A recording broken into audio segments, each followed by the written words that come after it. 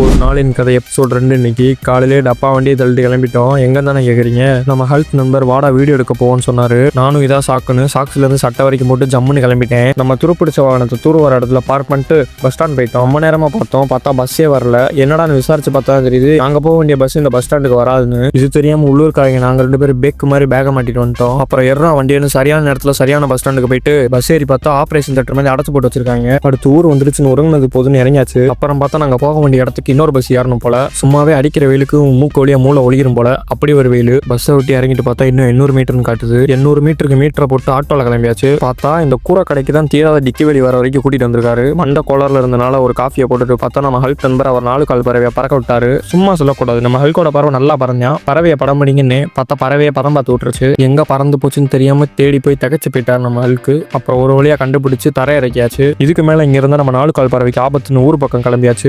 ஒரு தாபால நின்றுச்சு. சும்மாவே எனக்கு டிராவல்னா ஆகாது, பேதி வைத்தால வாந்தின்னு வரும். போயிட்டு தண்ணியை மட்டும் குடிச்சிட்டு கக்கா போலான்னு கழிப்பற பக்கம் போயிட்டு வந்து பார்த்தா காடி நோத்திட்டாங்க. உடனே குடுகுடுன்னு ஏறி வீட்டுக்கு போய் சேர்ந்துட்டேன். பாய்.